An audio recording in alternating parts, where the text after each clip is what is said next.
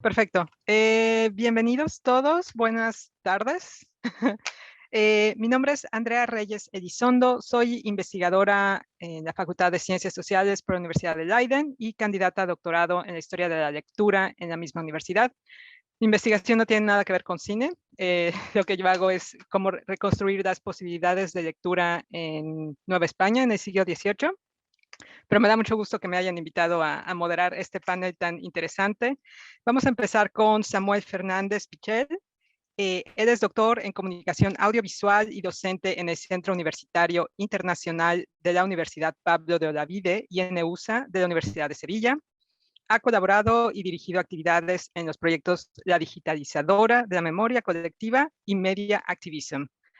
El panel de Samuel se llama Memoria Frágil y Cambio Urbano en la Alameda 2018. Samuel, el estudio. Antes de empezar, vamos a tener 15 minutos de cada panel y después pueden poner sus preguntas en el chat y vamos a tener tiempo para conversar. Samuel. Muy bien, buenas tardes. Muchas gracias, Andrea. Tengo que empezar pidiendo disculpas por no haber aparecido antes y no poder aparecer después de esta sesión, pero me imagino quizá algunos de ustedes también estén inmersos en estos procesos burocráticos con los que la academia, así en mayúscula, intenta disuadirnos de la belleza de compartir y de hablar de cosas como las que nos reúnen hoy, ¿no? Pero bueno, dicha o presentada esa excusa y la disculpa, paso directamente a compartir mi presentación.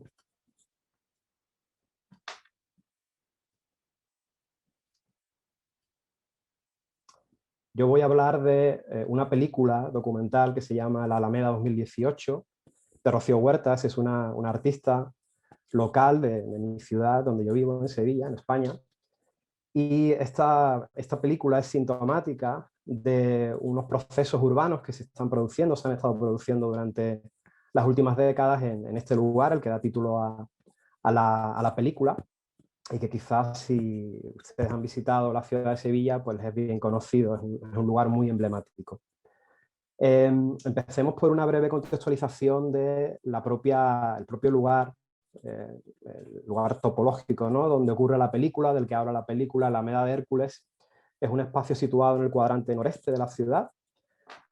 Originariamente es una zona de una cota muy baja en la propia ciudad, y básicamente era una especie de sumidero, era una cloaca a donde iban a parar muchas aguas, y no fue hasta mediados del siglo XVI que se reestructuró la zona y se convirtió en un paseo ajardinado, dicen, no, según se cuenta, uno de los primeros de Europa, sino el primero de Europa. Y a partir de ahí comienza una historia, un avatar bastante interesante en el tiempo, ¿no? Por supuesto, no tenemos ahora, no es el momento para contar la evolución, pero sí que es bastante interesante. Podemos dar un salto enorme hasta principios del siglo XX, y en la década de los 20 este lugar se convierte en un hervidero de mezcla entre las clases populares, las clases más pudientes de la ciudad. Las clases pudientes van retirándose poco a poco y se acaba convirtiendo el lugar en un sitio de esparcimiento donde proliferan lugares de cante, donde la escena del flamenco local registra algunos de sus nombres más importantes. Y esa evolución, ese periodo dorado de la Alameda, se ve truncado por la Guerra Civil.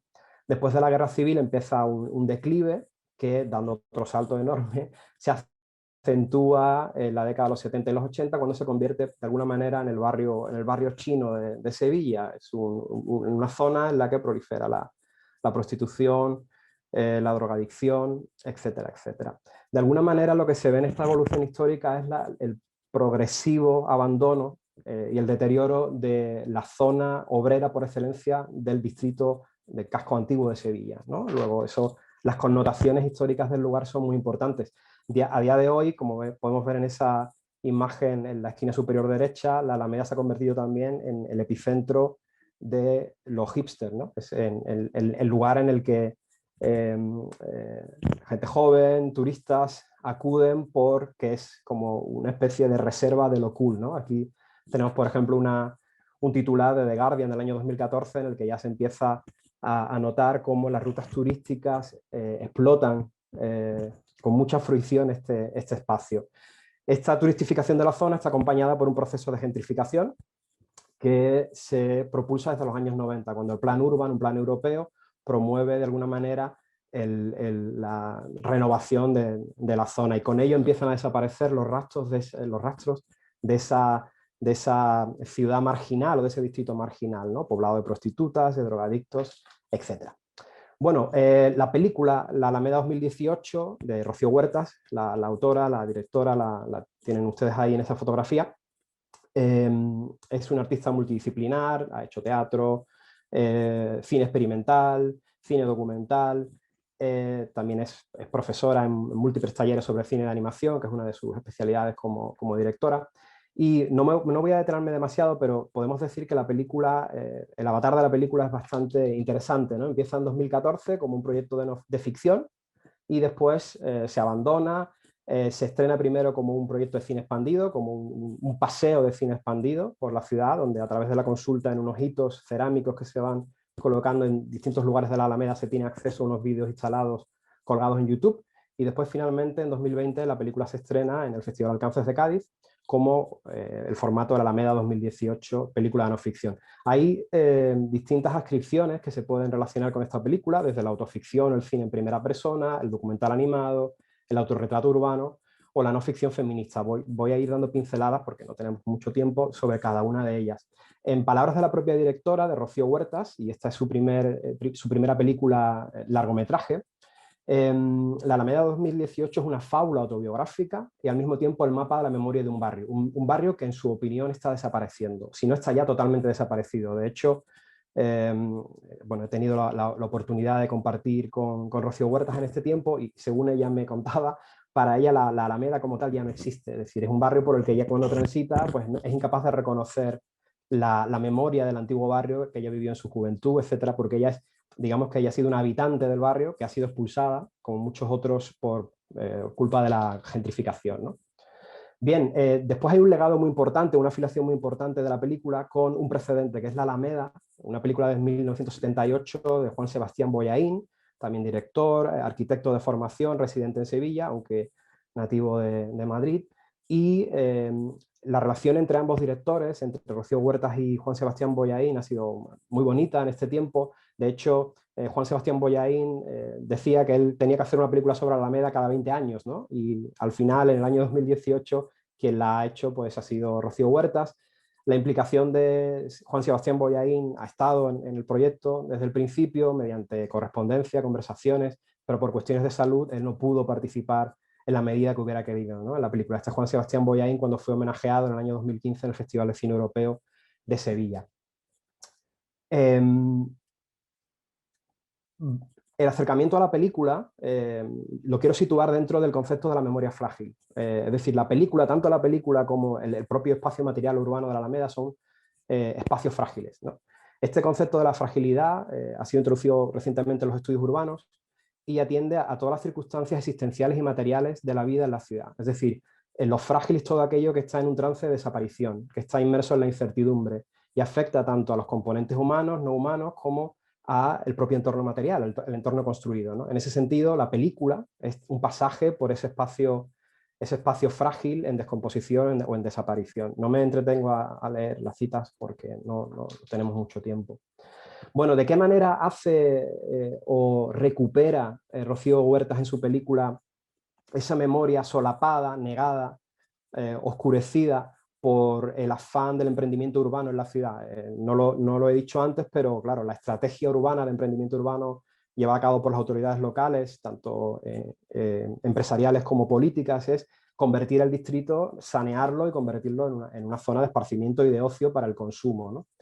¿De qué manera Rocío Huertas recupera la memoria, esa memoria negada, sobre todo de la Alameda, entre los años 70 y principios del siglo XXI, antes de su gentrificación rampante y turistificación rampante?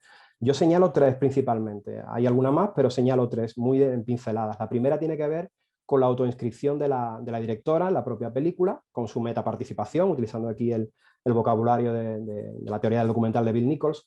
Ella se inscribe en la película desde el primer segundo de la misma, ¿no? Es decir, aparece entrevistando a los actores sociales de la película, aparece en secuencias de animación como la que tenéis en la esquina superior derecha, una fotografía del día de su primera comunión, y también aparece en una especie de metaficción o de componente metafílmico, como es esa filmación de los paseos que se realizaron en el año 2019, en el marco de nuevo del Festival de Cine Europeo de Sevilla, los pasajes que he comentado antes, esos paseos, que eran una actividad de cine expandido. Ahí está Rocío Huerta junto a una de las personas que aparecen, actores sociales que aparecen en la película. Es decir, el cuerpo y la voz de la directora están presentes desde el primer momento de la película, ¿no? Desde el inicio.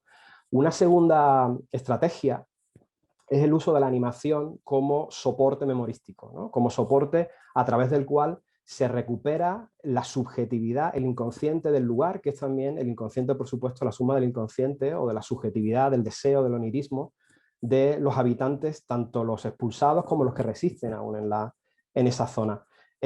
Rocío Huerta es una auténtica maestra de la animación.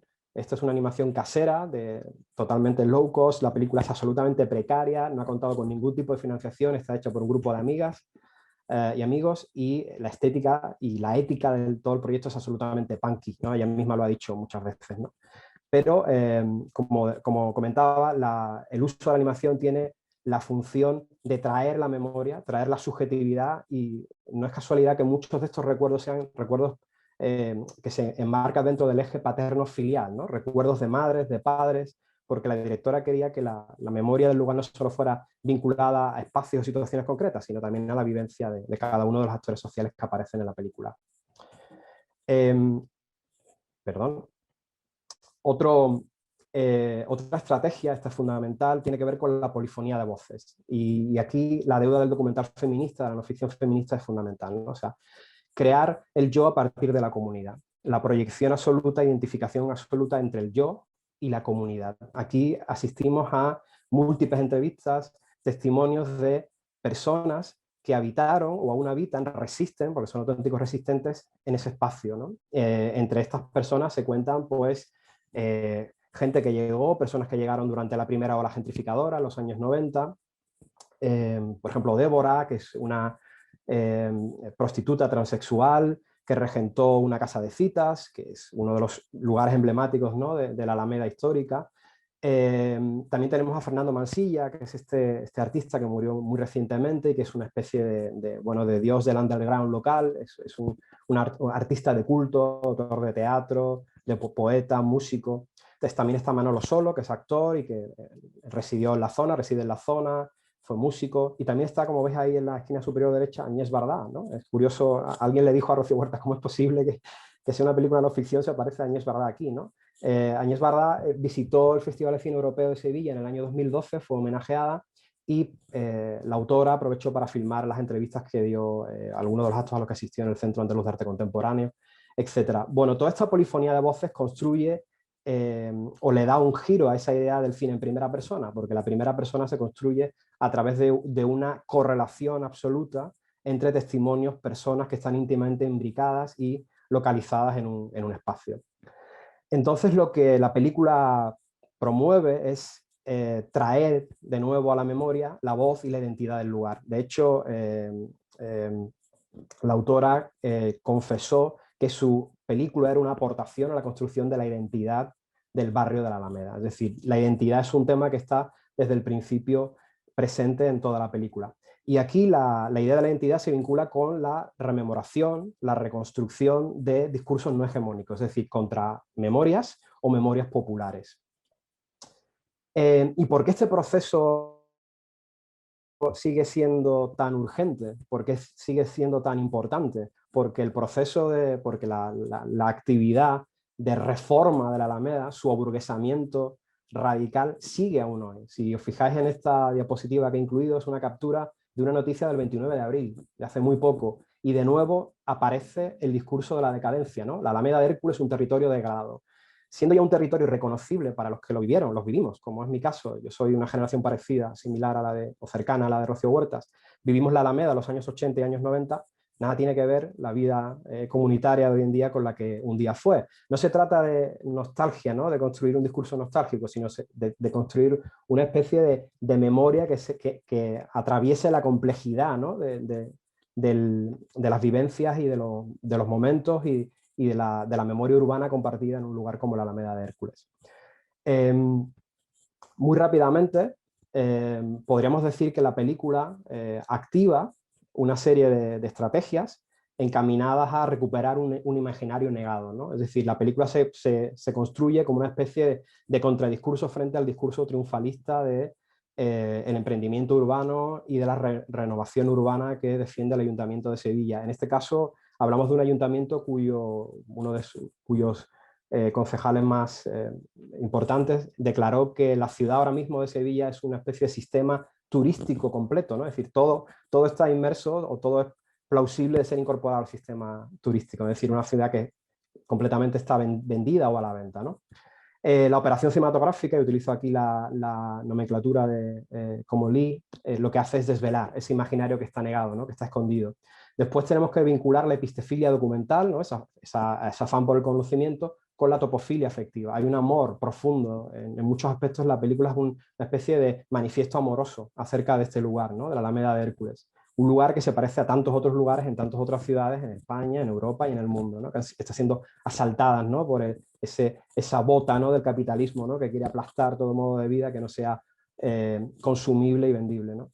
Y después las marcas del cine documental feminista están también en la película a través de dos vectores, la imagen cuidadora, que también es una terminología que ha sido introducida recientemente, y el afán reconstructivo, que como indica Mayer, es común a muchos documentales feministas, es decir, la idea de que la identidad fragmentada puede reconstruirse a través de la obra artística.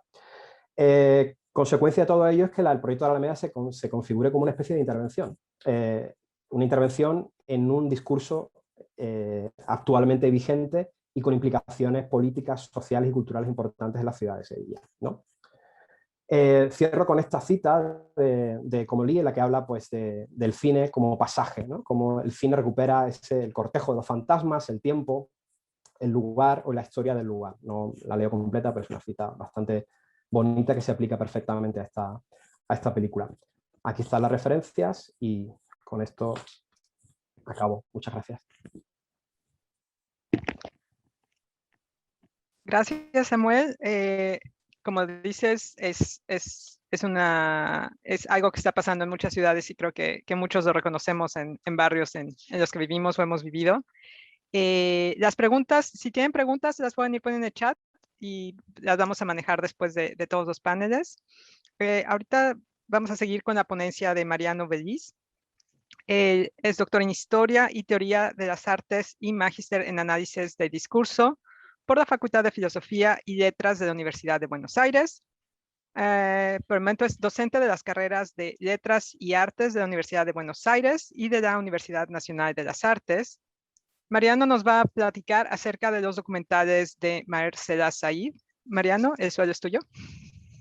Hola, ¿qué tal? Buenos días. Muchas gracias, Andrea, y a los organizadores, por supuesto, del Congreso. La ponencia va a ser sobre los documentales de Marcela Said, una realizadora chilena, aunque en realidad lo voy a puntualizar en un documental de Marcela Said para atenerme un poquito a los tiempos, a ver si alcanzamos, me van diciendo ustedes, haremos lo posible. Entonces la idea era hablar un poco de las memorias litigantes, ¿no? Recuperar un poco alguna idea de la memoria como espacio conflictivo, sobre todo para pensar los documentales de Marcela Said, que piensa la memoria de los pinochetistas en Chile, en el Chile de la transición democrática en Chile. Así que voy a leerlo, ustedes me van diciendo. Marcela Said dedicó 3 documentales, I Love Pinochet desde 2001, Opus Dei del 2006 y El Mocito del 2011, y 2 largometrajes de ficción, El verano de los peces voladores y los perros, a interrogar con distintas intensidades las continuidades entre el periodo dictatorial y la incipiente democracia chilena, y a indagar las formas litigantes de las memorias en juego. En esta ponencia nos detendremos en el estudio de sus tres documentales, para explorar la irrupción de las memorias latentes en relación con las batallas por la asignación de sentido a la historia. En I Love Pinochet, Said registra los discursos y las memorias pinochetistas en el contexto de la liberación del dictador luego de haber estado preso en Londres. En Opus Dei aborda las vinculaciones entre la emergencia de esta orden religiosa y las políticas dictatoriales en Chile y España, y en El Mocito indaga los terrenos pantanosos de la memoria del pasado reciente de uno de los eslabones más subordinados de la represión. En los 3 documentales, el pasado dictatorial se inscribe como problema del presente. Se trata de 2 temporalidades imbricadas y no separadas por un límite preciso. El pasado asedia al presente a través de sus espectros y sus huellas. Nelly Richard sugiere al respecto que para que el recuerdo del pasado de la dictadura y sus víctimas adquiera fuerza de interpelación, necesitamos contar con una narración del pasado que deje entreabiertas las mallas de significación de una memoria que debe permanecer inconclusa para que dicha memoria renueve sus fuerzas de invocación que llamarán a nuevos ensamblajes críticos. Ante las demandas de memorias plenas, Richard defiende la emergencia de memorias inconclusas y fragmentadas. Said comparte este interés, aunque con la particularidad de no recomponer las memorias y los relatos de las víctimas de la dictadura, sino de algunos de sus perpetradores y defensores. Si Nelly Richard se pregunta cómo es posible conjugar esa memoria del ayer en el tiempo presente para alcanzar una reactivación transformadora del recuerdo que lo habilite para nuevas aventuras, Said se pregunta cuáles son las estrategias que permiten preservar no solo las memorias en peligro, sino cómo evadir los peligros de algunas memorias. En este caso, el riesgo reside en la oscuridad en la que queda agazapada esta otra memoria de la dictadura, activa en el presente y amenazante sobre la democracia recién recuperada. De ahí deriva la voluntad de interrogar esas memorias, escuchar esos relatos y visibilizar esas construcciones de sentido. El abordaje de los problemas transicionales no puede desprenderse de la necesidad de pensar las formas en las que se narran los tiempos de catástrofe. Para Richard, qué relatos se urden de los tiempos de la dictadura y con qué lenguaje se transmite la experiencia traumática son dos preguntas ineludibles del periodo postdictatorial, para no fallarle éticamente a la desgarrada memoria de las víctimas, sin renunciar al mismo tiempo a la necesidad de trasladar esta experiencia del pasado hacia los ejes móviles de posicionalidad crítica de un presente futuro. Acuciada por estos interrogantes, Richard explora el periodo 1990-2010, los años de instauración del consenso como molde de la reconciliación nacional, retorizada desde el ascenso al poder de Patricio Aylwin en 1990, con el presunto ánimo de superar los antagonismos del pasado violento, y concluye en el 2010 con la inauguración del Museo de la Memoria y los Derechos Humanos, que escenifica la culminación institucional de la narrativa de la memoria oficializada por la transición chilena. En este contexto, Richard articula una crítica de los dispositivos de la memoria oficial que buscaron apaciguar el recuerdo y decretar la compulsión al olvido y el bloqueo de la memoria. Frente a estas persistencias, se trata de desarmar la memoria oficial de la transición chilena que buscó apaciguar el recuerdo y desmentir las batallas de interpretación sobre el pasado en discordia. En ese marco político y discursivo, pero también organizador de la producción y la circulación de las imágenes, los documentales dirigidos por Said se pliegan a las guerras de asignación de sentido sobre el pasado reciente. Estos tres documentales, I Love Pinochet, Opus Dei y El Mosito, se dedican en diversos grados y con distintas modulaciones a la interpelación exhaustiva no solo de la connivencia de la sociedad civil con el exterminio, sino a su necesidad para la implementación del Big Bang de la globalización, como llama Willy Thayer al golpe de Estado de 1973, concebido como plataforma de la implementación global de las políticas neoliberales. Conviene en este punto recuperar la proposición de Sergio Villalobos-Ruminot acerca de la necesidad de inscribir la historia de la violencia desaparecedora en el proyecto de la acumulación capitalista. Ese gesto lo opone a las retóricas oficiales y a los rituales conmemorativos que decidieron expulsar las referencias a la inserción del terrorismo de Estado en el marco del establecimiento del laboratorio neoliberal. La historia del capital, así percibida, no es solo la del progreso y la modernización, del desarrollismo y la industrialización, sino también la del cadáver y la muerte. Ante esta implicación, Villalobos-Rubinot se aleja de la tendencia a espectacularizar la muerte en lo que llama, en una torsión del pensamiento benjaminiano, la época de la reproductibilidad técnica del cadáver, y sugiere que la tarea a cumplir no consiste en ordenar los huesos y los cadáveres como si se tratara de un archivo, sino de desenterrar los secretos de la acumulación y hacer posible la pregunta por la justicia. Marcela Said recupera estos desafíos y articula a partir de allí una estrategia en torno a lo visible, posicionar en el centro de la imagen y la escucha no los testimonios de las víctimas, sino los sistemas de alianzas que posibilitaron la implementación de las políticas criminales de la dictadura. Así, busca fragilizar ciertas territorialidades del poder a través de la implementación de formas de hacerlo visible y audible, en un desmontaje de las maneras en las que éste decide presentarse a sí mismo. Esta posición resulta heterodoxa, en relación con la tendencia prioritaria en el cine chileno del periodo transicional, dedicada a hacer audibles y visibles los testimonios de los exiliados, los antiguos presos políticos y los familiares de los desaparecidos. De esta manera, el documentalismo se apropiaba del espacio dejado vacío por la justicia y que no había logrado cubrir el informe Rettig, un informe dedicado a explorar los crímenes y las violaciones a los derechos humanos, porque éste, al sacar a la tortura de sus recuentos de la violencia destructiva, para limitarse a los casos de ejecutados y desaparecidos políticos, restringió la condición de víctima, excluyendo de ella a las identidades destrozadas de los sobrevivientes. Ante la subordinación ejercida por el informe Rettig de la fuerza subjetiva de la testimonialidad de los sobrevivientes, los audiovisuales documentales cumplieron la misión de restituirles una dimensión del saber por la experiencia. Ante la emergencia de estas producciones testimoniales, Said esgrime la mencionada estrategia de no mostrar a las víctimas del poder dictatorial si eran sus responsables, colaboradores, defensores y ejecutores. Si el poder emplea la visibilidad como recurso de control, una resistencia posible supone desarticular esa manera de ejercer la visibilidad y someter a escrutinio a los propios detentadores de la imagen poder y sus memorias batallantes.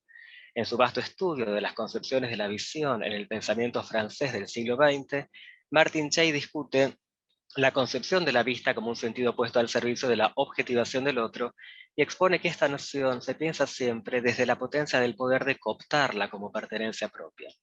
Frente a la recurrencia de este abordaje, Chey propone explorar la capacidad de la visión como mecanismo de resistencia.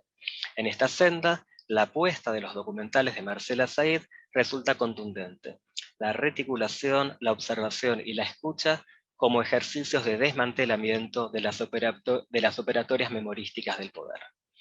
En el marco histórico y discursivo de la concertación en Chile, la detención de Augusto Pinochet en Londres en 1998 supuso la apertura de memorias que habían quedado soterradas entre las memorias oficiales de la postdictadura. Nelly Richard precisa que este episodio hizo estallar la zona de acumulación de lo no dicho, en cuyo silencio se habían depositado, durante los primeros años de la transición, las frustraciones de los familiares de las víctimas que reclamaban por la lentitud de la justicia. Sin embargo, no fueron solo estas memorias desterradas las que adquirieron una nueva y potente presencia en el espacio público. La captura de Pinochet también recrudeció la circulación de las memorias de quienes compartían su proyecto ideológico y reclamaban la necesidad de ocupar ese mismo espacio público. En esa distribución de las voluntades políticas, su detención propició la organización de diversas acciones tendientes a lograr su liberación. Si bien estas operaciones eran en parte públicas y por lo tanto visibles, se trataba de iniciativas que regulaban su propio aparecer. Ante esta evidencia de la capacidad del poder, Marcela Said decide explorar en I Love Pinochet nuevas formas de visibilizar a los soportes civiles y militares de la dictadura durante los primeros años de la restauración democrática. Los sectores del poder supieron siempre aquello que Édouard Glissant recomendaba como estrategia de resistencia, las identidades antillanas o juzgadas por el colonialismo europeo. La defensa de la opacidad, la certeza de que en los regímenes escópicos dominados por la hipervisibilidad, la sustracción a lo visible puede funcionar como modalidad de resistencia. I Love Pinochet configura un muestrario de las formas en las que la memoria pinochetista regula sus propias maneras de aparecer en ciertos espacios públicos o semipúblicos. Las conferencias brindadas en el Instituto General Augusto Pinochet, las clases impartidas en la escuela premilitar, las fiestas organizadas en las sedes de la Unión Demócrata Independiente, en fin. Y en espacios privados, en especial en los modos de vida defendidos por la burguesía, beneficiada por la dictadura y que al mismo tiempo fue una de sus artífices. Perdón, me voy a apurar un poco. Si la visión constituye siempre un campo conflictivo, esto deriva en gran medida de la posible reversión del observador en cuerpo ofrecido a la mirada. A pesar de los permanentes intentos por delimitar esos roles de manera inalterada, la resistencia no deja de combatir para asegurar la puesta en visibilidad de los espacios de poder. En esta dirección, el gesto emprendido por Said no se orienta a hacer visible lo invisible, sino a hacerlo visible de un modo que desorganice el funcionamiento de sus propias formas de aparecer. El documental se construye como acción de registro de una visibilidad que debe ser interrogada y sometida a evaluación. La urgencia de su intervención resulta manifiesta.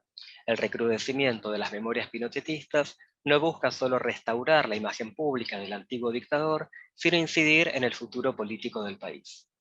La intervención sobre el funcionamiento de la visión propiciada por el documental de Said conduce a la posibilidad de percibir allí su gesto de mayor radicalidad. Su documental puede pensarse a partir de la noción de funa, que define en mapudungún, mapuche o araucano la acción de pudrirse y que derivó en la forma de referirse a las manifestaciones de repudio y denuncia en contra de quienes cometieron violaciones a los derechos humanos. Tras la detención de Pinochet, manifestantes por los derechos humanos se reunieron en vigilias organizadas por la agrupación de familiares de detenidos desaparecidos.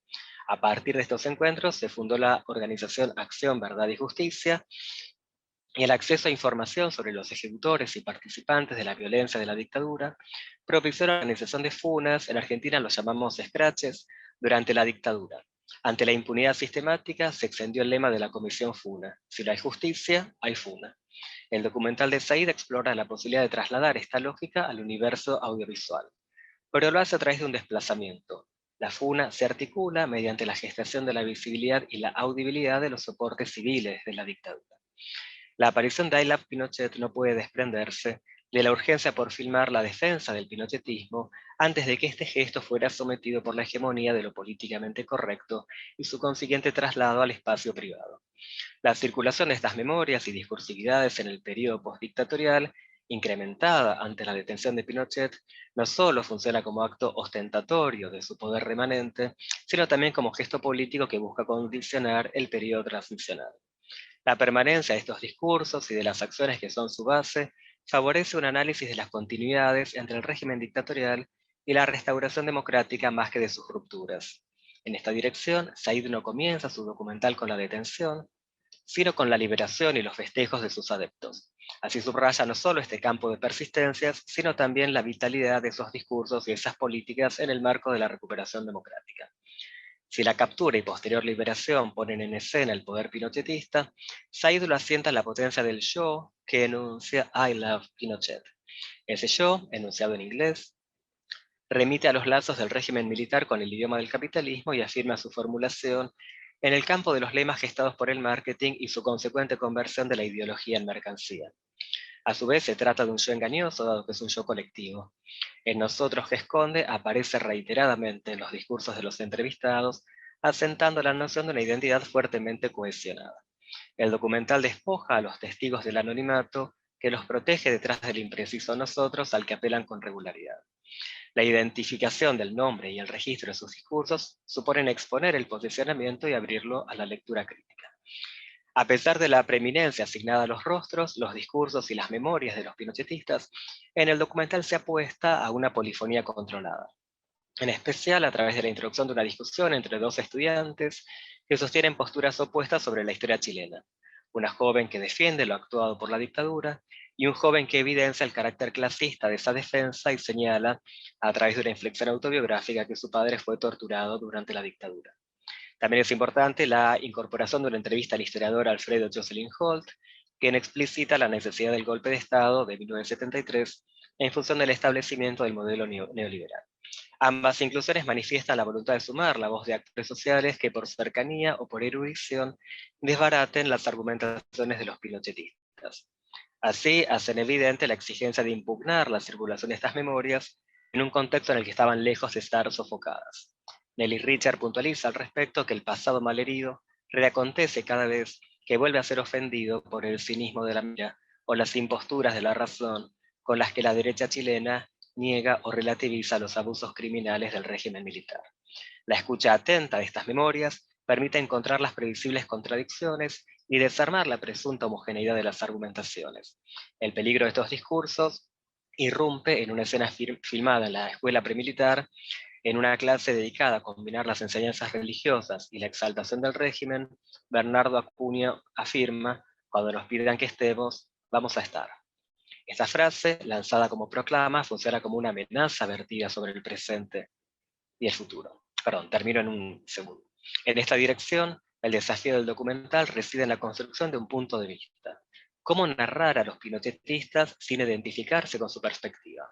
Este interrogante explica la aparición esporádica de una voiceover femenina, adjudicada a la directora del documental, que aporta informaciones y eventuales giros personales.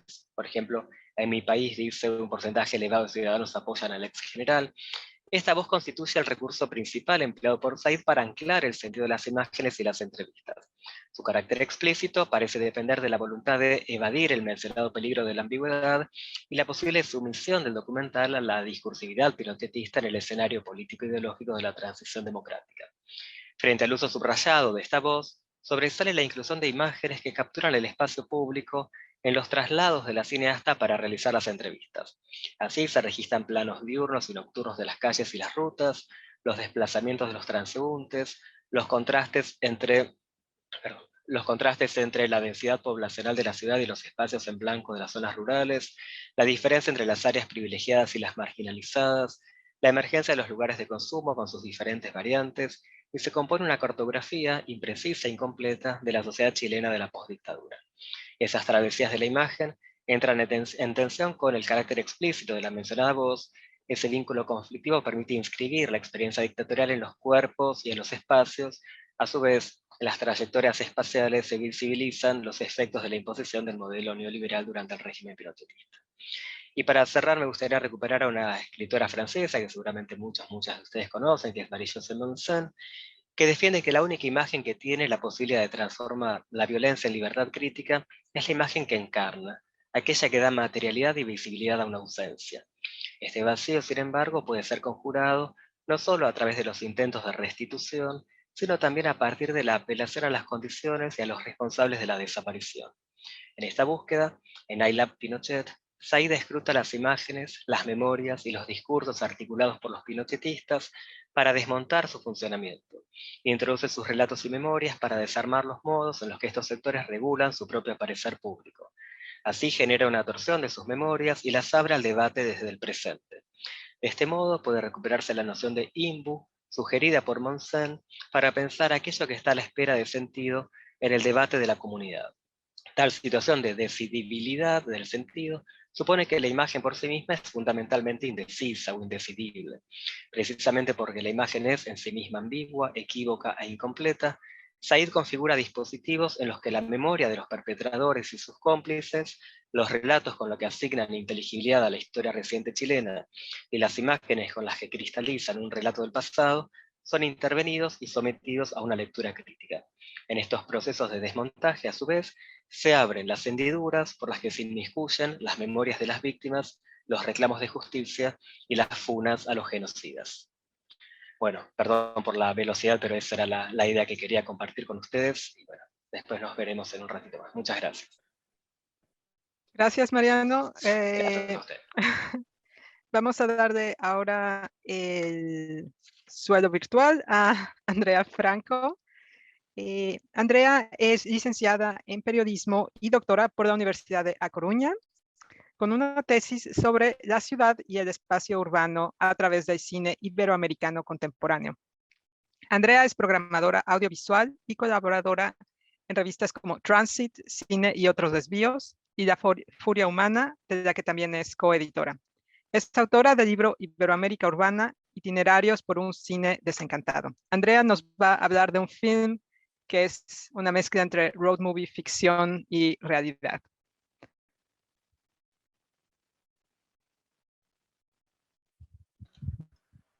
No te escuchamos, Andrea. ¿Ahora? Ya. Sí. Vale, perdonad. Gracias, Andrea. Bueno, y muchas gracias a la Comisión Científica por haber aceptado esta comunicación.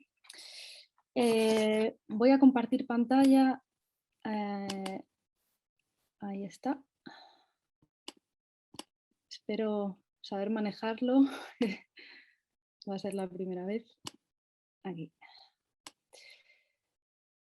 Bueno, pues he escogido este título, nadie mejor que ellos lo puede contar, porque voy a hablar de una película protagonizada por las víctimas de un atentado real, la masacre de Carmen de Patagones, en Argentina, que sucedió en el año 2004 cuando un joven entró en su instituto, mató a 3 compañeros y hirió a otros 5. A partir de este hecho, el director de la película, Javier Van de Couter, originario del lugar, invita a 2 de los supervivientes a construir una ficción. Una ficción que no recrea los hechos, sino que imagina una posibilidad que permita a estos chicos luchar contra el trauma y de paso mostrar el estigma que pesa sobre una comunidad. El film... Uy, perdón, aquí. El film se llama Implosión y está coescrito entre Van de Kouter y la cineasta Anaïs Berneri. Narra el viaje que emprenden estos supervivientes, Pablo y Rodrigo, 15 años después del suceso, para encontrar al asesino y pedirle respuestas. Un final alternativo que en la vida real ni hicieron ni harán. En este sentido, y ya que este bloque se llama Memorias en construcción, aquí cabría más bien hablar de construcción de la memoria, puesto que se deshace la memoria y se le da una nueva estructura. En primer lugar, es importante para la historia saber que el autor de este suceso, de Patagones, Rafael Solich, conocido como Juniors, nunca fue imputado por ser menor de edad en el momento de los hechos, y su paradero por varios centros de menores y centros psiquiátricos se ha mantenido en secreto desde entonces para proteger su identidad. Esta circunstancia ha contribuido a crear un fantasma, una figura ausente e inconfrontable que planea por encima de estas heridas abiertas. La razón que mueve al director, Javier Van de Kouter, a realizar esta película es explorar qué significa hoy Carmen de Patagones, convertido en lugar de memoria, y cómo su historia ha terminado condicionando el sentir de un pueblo. También aportar un punto de vista diferente sobre el discurso dominante, razón que ha motivado buena parte del cine documental de todas las cinematografías, cuestionar la historia oficial, exponer sus múltiples aristas. En este caso, los medios de comunicación insistieron en el punto de vista del asesino, alegando que las razones fueron consecuencia de un caso de acoso escolar, de bullying, y prácticamente convirtiendo al asesino en la víctima, mientras se ignoró o se minimizó la perspectiva de los supervivientes. La singularidad de esta propuesta narrativa se encuentra en que, a través de la práctica cinematográfica, de la ficción, estos chicos, convertidos en actores, alcanzan una suerte de liberación a través de jugar a cambiar la historia, algo que el cine ha hecho a menudo, imaginar otro final. Una variación de la máquina de sueños que es el cine, esta vez no para crear una fantasía épica o mágica, sino una máquina más terrenal, más urgente, para lidiar con el dolor y calmar el ánimo. Implosión contiene una historia íntima, confesional y de duelo que muestra la fractura de una generación y un lugar marcados por una tragedia. Es un relato al que le cuesta expresarse, hecho de reticencias, de dudas, donde se presume de fortaleza y de superación, pero que termina confesando su fragilidad y revelando una verdad absoluta que ni siquiera estaba en el guión. Esta propuesta explora los procesos de la memoria, en este caso del trauma, a través de una road movie ficticia que sirve también como documento de un sentimiento y del trabajo de superación. Para los protagonistas, el hecho de embarcarse en el rodaje de un film no es tanto una terapia, como advierte el director, como una invitación a revivir los hechos desde un lugar más lúdico, más amable. Pero ¿cómo se llega a la decisión de involucrar a las víctimas en un proyecto como este? Algo que a priori nos puede parecer un poco frívolo por parte de un director, una idea que parecería que traspasa todos los límites éticos con tal de conseguir cierta autenticidad que no se puede alcanzar de otra manera. Pero el director explica: yo soy nacido y criado en Carmen de Patagones. Yo vivía en ese momento en Buenos Aires, pero las familias de las víctimas eran personas cercanas y conocidas. En un principio me propuse investigar sobre la anatomía de un lugar que de pronto se ve manchado por el odio. Pero al conversar con Pablo y Rodrigo percibí que ahí estaba la verdadera fuerza del relato. La intención no era hablar del hecho, sino poner imagen a ese sentimiento hoy, desde el presente. Al asesino se lo llevaron, los chicos nunca más volvieron a verlo. Por eso, a lo largo de estos 15 años, su imagen se fue distorsionando y transformando en otra cosa. No se difundieron imágenes o testimonios sobre él, así que había un deseo muy grande por dejar de inventar. Los chicos, por su parte, añaden: no sabemos nada de Juniors, no tenemos idea de dónde está, cómo está, qué hace de su vida, si pensó alguna vez en nosotros, si es consciente de lo que hizo, si se pregunta cómo estamos. Necesitamos cerrar el círculo. Verlo o hablar con él sería la última pieza de un rompecabezas interminable que lleva mucho tiempo abandonado. Los chicos acceden finalmente a participar en la película con el deseo de que su historia se conozca y no se repita. Comienza así un proceso de trabajo que se prolongará durante 5 años, en los que se habla muchísimo antes de plantear hacer la película de esta manera y que baraja la idea del documental antes de apostar por la ficción. Voy a comentar las decisiones estéticas y formales y el tratamiento visual que emplea Van de Kouter para representar los procesos de memoria en implosión. A ver, ahí está. El filme arranca atravesando un puente de hierro, un elemento cuya arquitectura puede sugerir los engranajes del cerebro, una estructura compleja, llena de huecos, de líneas que se cruzan en diagonal. El movimiento hacia adelante sugiere el comienzo de un viaje mientras la imagen tiembla ligeramente. El sonido se ensucia como un disco de vinilo. La noche empieza a caer sobre el puente, que pierde nitidez y se desdibuja. El color vira a rojo, aparecen los créditos y a continuación, sobre ese mismo rojo que unifica el tiempo, vemos imágenes de archivo del año 2004, de pocos días después del atentado, donde varios chicos explican lo sucedido. Tras este prólogo volvemos al presente. La primera parte de la película transcurre a través de escenas nocturnas en las que el diálogo entre los dos amigos revela dos formas distintas de enfrentar el trauma, incluso dos recuerdos diferentes sobre lo sucedido, algo que interesó mucho a los autores para desarrollar un conflicto narrativo. La oscuridad en este tramo alude también a la falta de certezas. Después de pasar una tarde de caza con otros amigos, algo muy propio de la cultura del lugar y que refleja también una violencia latente y normalizada entre la juventud, se escucha el rumor de que Juniors ha salido del centro y se dirige hacia Ensenada para visitar a su familia, y deciden salir a buscarlo.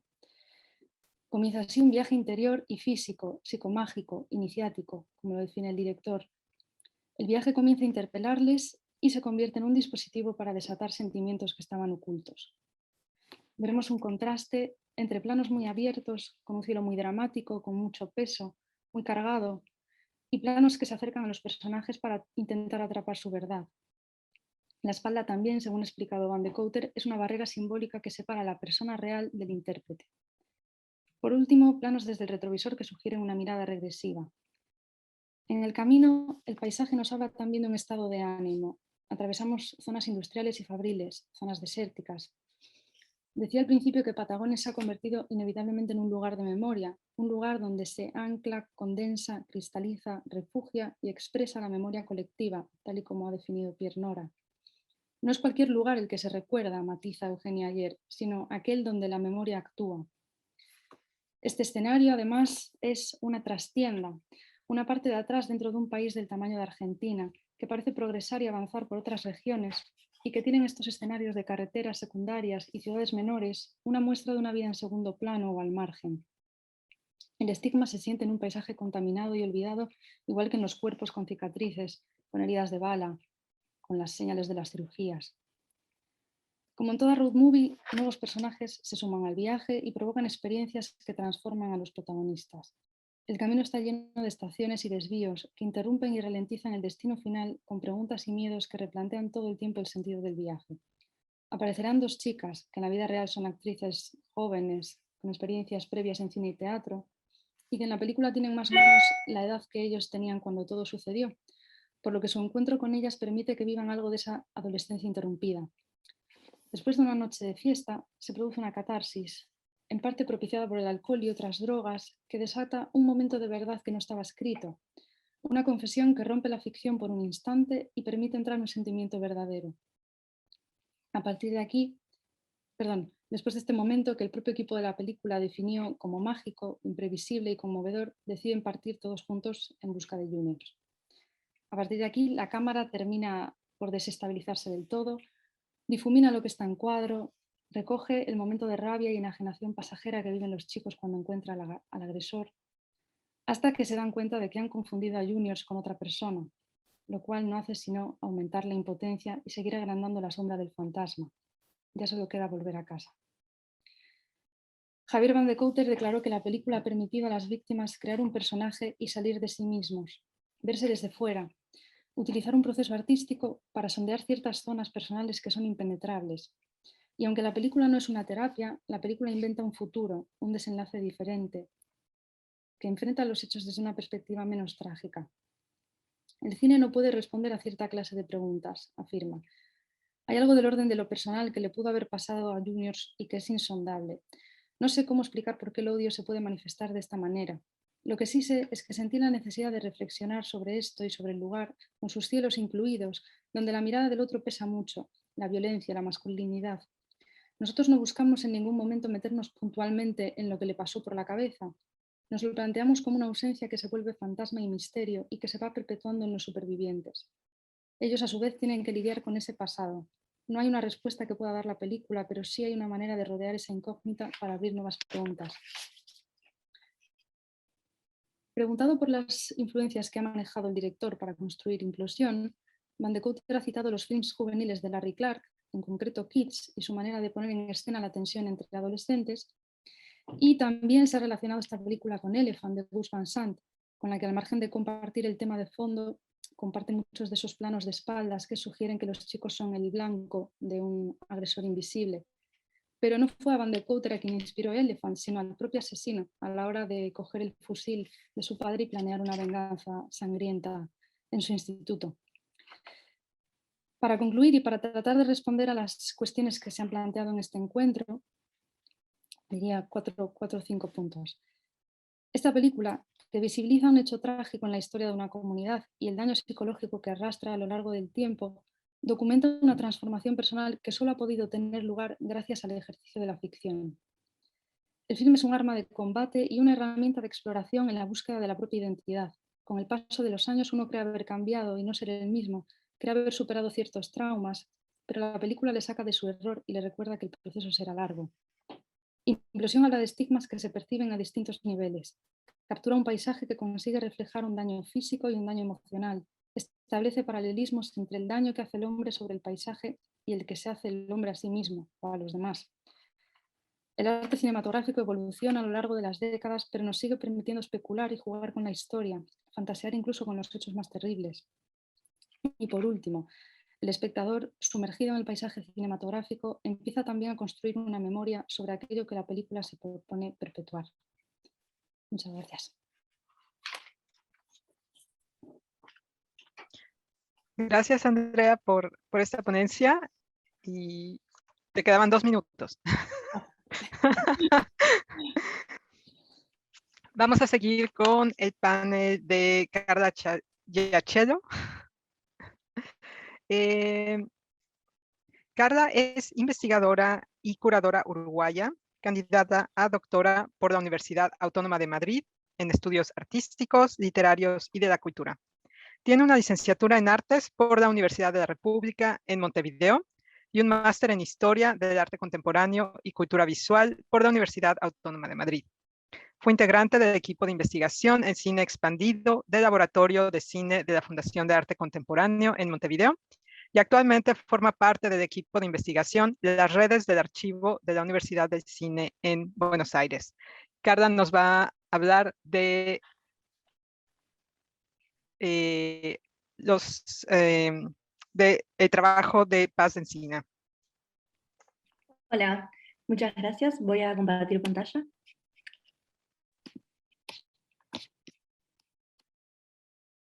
Vale. ¿Lo ven bien? Sí. Vale. Bueno, en primer lugar, agradecerles estar en esta mesa. Para mí es un placer poder escuchar sus ponencias y participar en esta conversación que creo que es tan importante y tan necesaria. Yo voy a aportar a la discusión con la película Ejercicios de Memoria de Paz Encina. Es una película paraguaya de 2016. Y es una película que creo que en esta mesa encaja muy bien porque desde el primer momento Paz Encina piensa en esta película como una posibilidad, como un catalizador de memoria, como un lugar donde evocar los recuerdos y poder, en cierta manera, explorar efectivamente la historia reciente de Paraguay. La dictadura paraguaya duró desde 1954 a 1989, y esta película empieza a tramarse, a pensarse en 1998, o sea, unos años después. Así que, nada, en el título que elegí utilizo la palabra recuperar, porque la autora habla sobre la necesidad que hay en Paraguay como por pasar página, y también por el dolor y por el trauma que generaron los años de dictadura, de no recorrer y no conversar sobre esa época.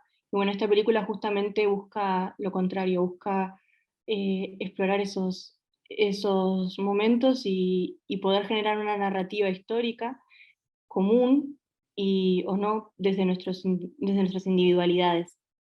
En este sentido, mi ponencia se va a centrar en el uso que Paz Encina hace del documento y del archivo y del testimonio, y cómo eso se va a traducir en el lenguaje cinematográfico morfológicamente en la película. Esta es una película que desde el primer momento está atravesada por el archivo, porque tiene su primer encuentro con el archivo de terror, que es un archivo que se encontró en 1992 en Paraguay. Es un archivo que tiene carácter científico policial y lo que contenía eran cientos de documentos sobre la dictadura paraguaya y el sistema de vigilancia que mantenían para poder sostener el régimen durante todos esos años. Fue la dictadura más larga de Latinoamérica, y en parte se debía obviamente por la opresión y también por el fuerte sistema de vigilancia que había entre los ciudadanos, por infiltrados, bueno, un montón de, bueno, ya saben eso, pero entonces este archivo lo que contiene principalmente son dalaciones, que son denuncias narrativas de pares,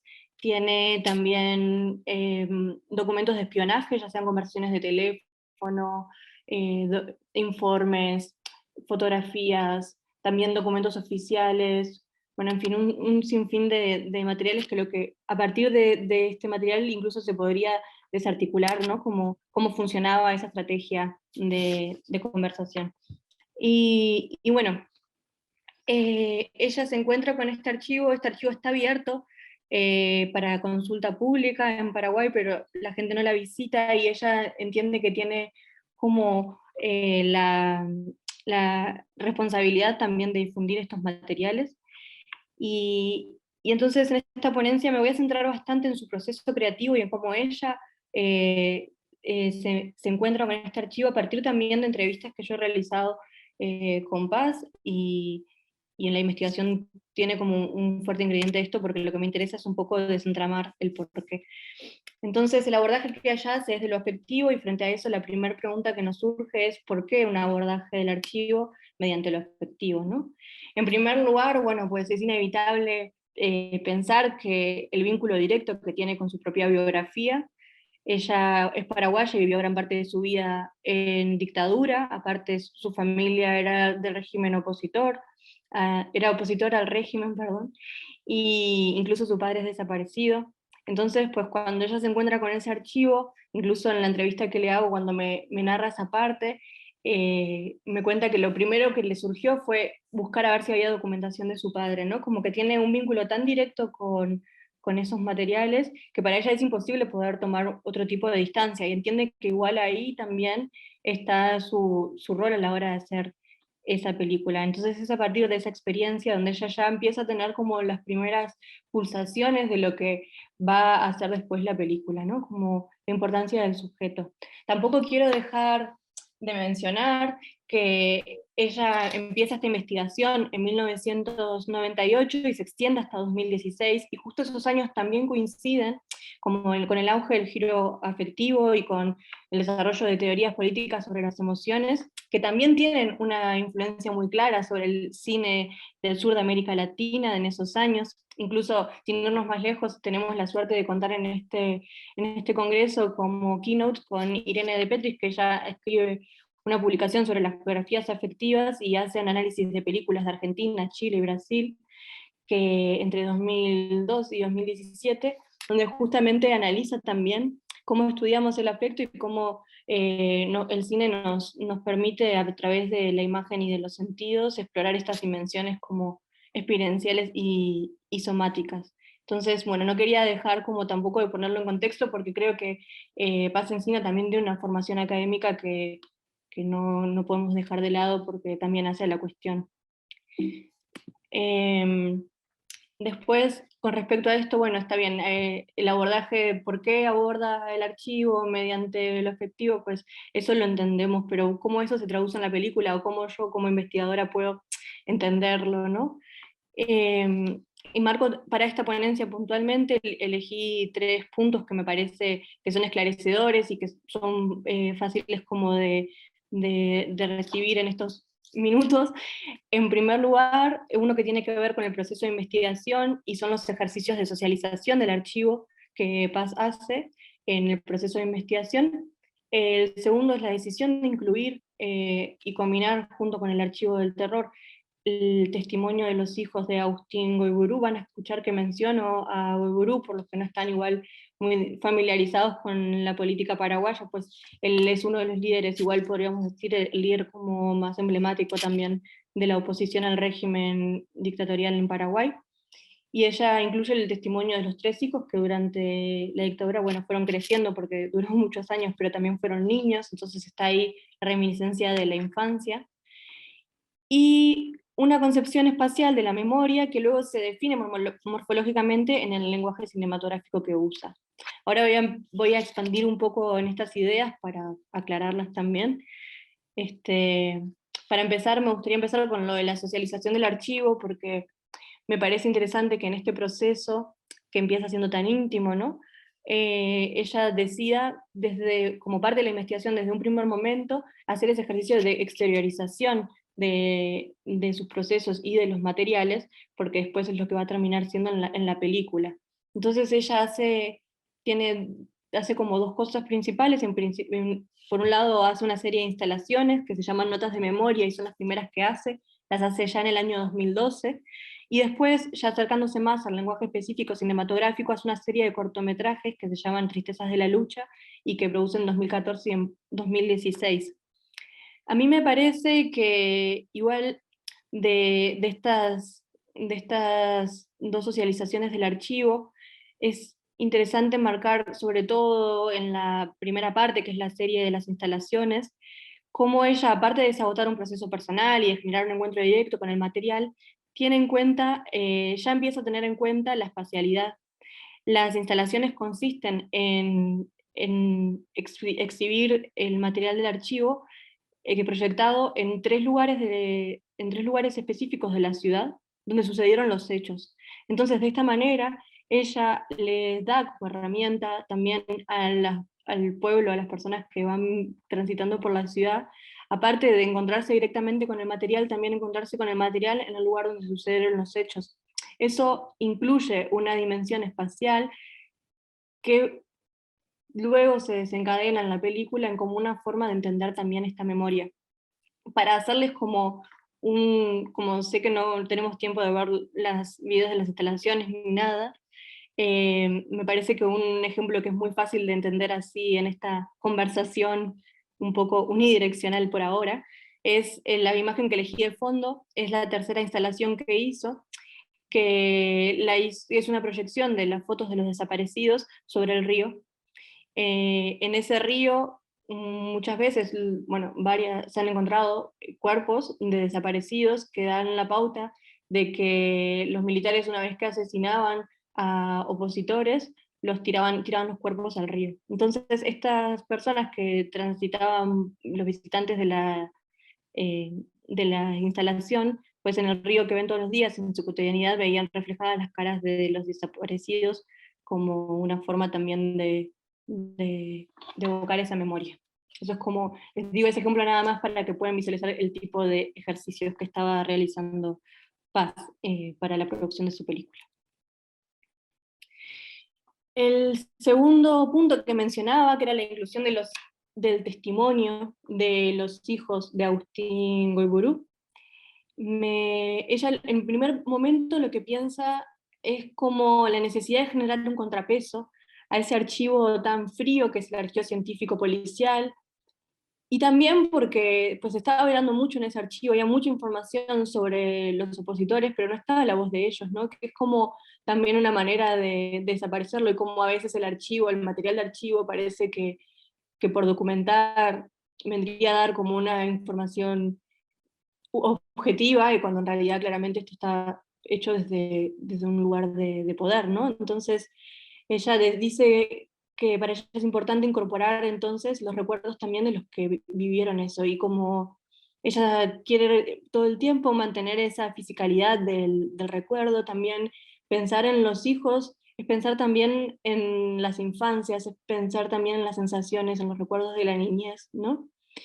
Entonces este contrapeso tiene que ver con la experiencia, tiene que ver con lo físico. Y una decisión que hay dos decisiones que también me gustaría mencionar con respecto a esto que ella toma, y es por un lado su decisión de no nombrarlos, no poner sus caras, solamente se escuchan oralmente los relatos, son sonidos.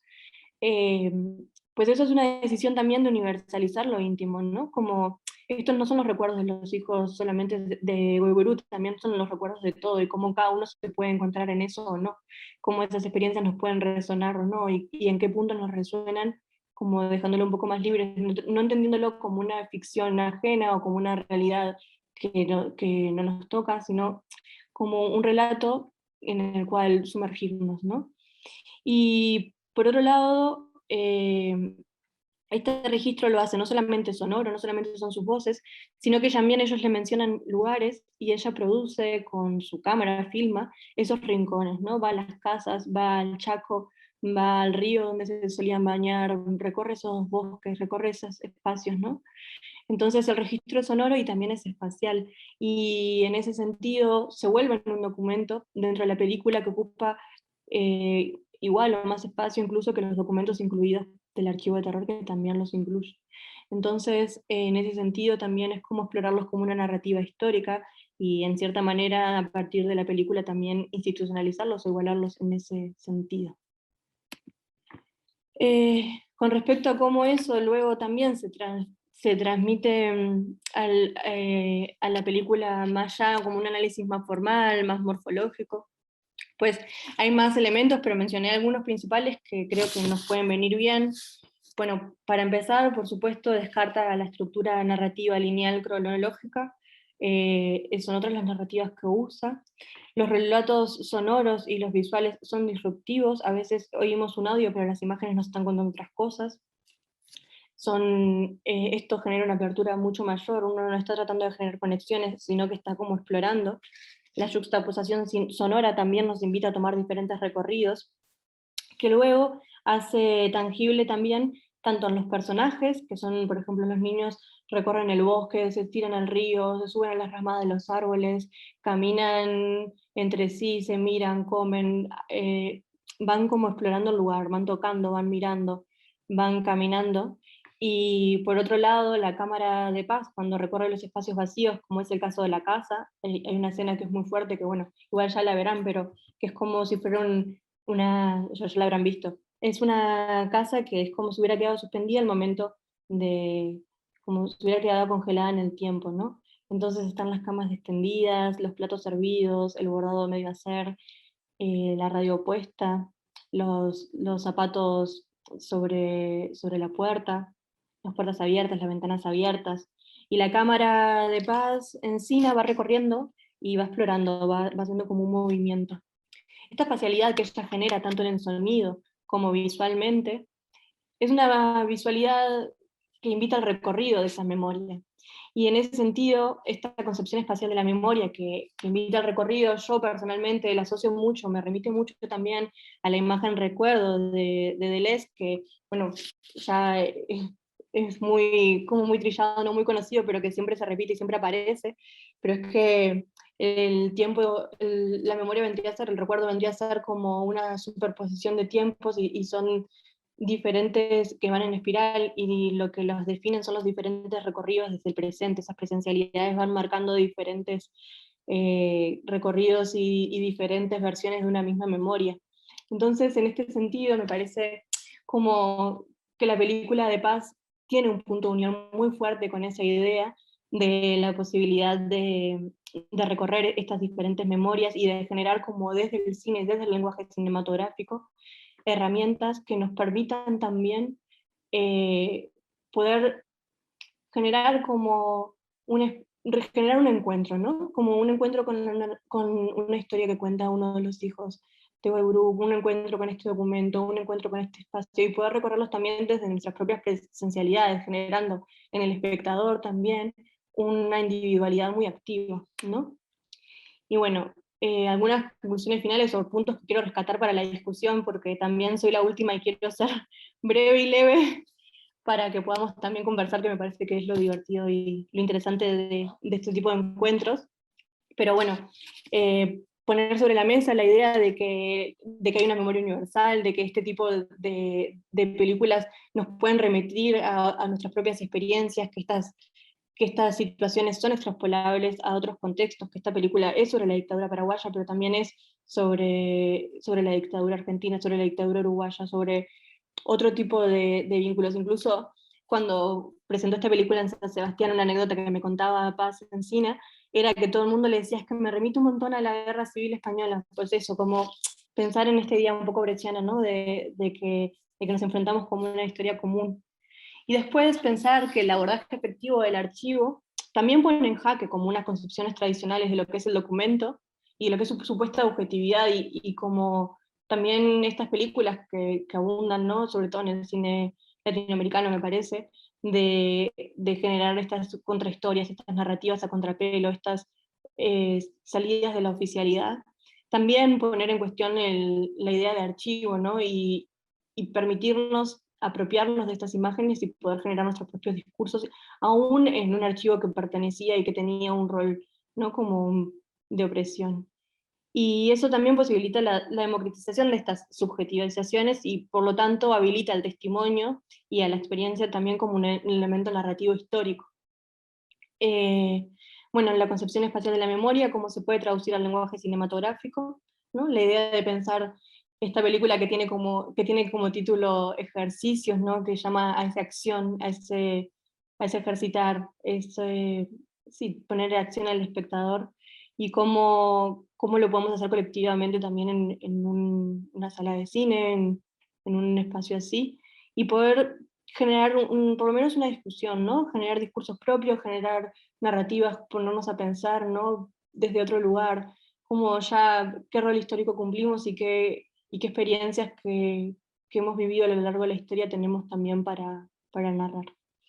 Bueno, un poco era eso, perdón si hablé un poco rápido, pero era agradecerle sobre todo el espacio.